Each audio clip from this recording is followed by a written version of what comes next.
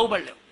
నీకు ఈశ్వరుడు ఎప్పుడు ఏమిచ్చాడో దానికి తృప్తి పడు. ఆ తృప్తికి కారణం ఉండక్కర్లేదు.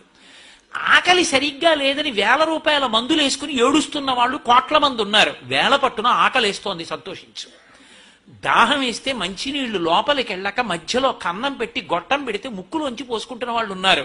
గుటుక్కు నీళ్లు తాగితే లోపలికి ఎడుతున్నాయి, సంతోషించు.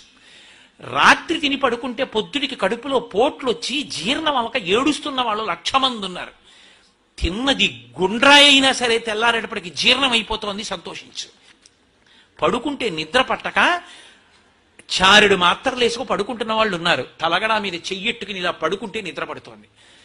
పుస్తకం ఉంటే తప్ప మాట్లాడలేని వాళ్ళు ఉన్నారు. వేదిక ఎక్కి కూర్చుని మాట్లాడడం మొదలు పెడితే గంగా ప్రవాహంలో వస్తుంది, సంతోషించు ఈశ్వరుడి కారుణ్యానికి. కొంతమంది కూర్చోలేని వాళ్ళు ఉన్నారు, కూర్చుంటున్నావు. నడవలేని వాళ్ళు ఉన్నారు, నడుస్తున్నావు. చూడలేని వాళ్ళు ఉన్నారు, చూస్తున్నావు. వినలేని వాళ్ళు ఉన్నారు, వింటున్నావు. ఈశ్వరుడు నీకు ఇచ్చిన దానికి ప్రతి క్షణం తృప్తితో ఓలలాడిపోవాలి. ఎన్ని మాటలు కృతజ్ఞత చెప్తావు.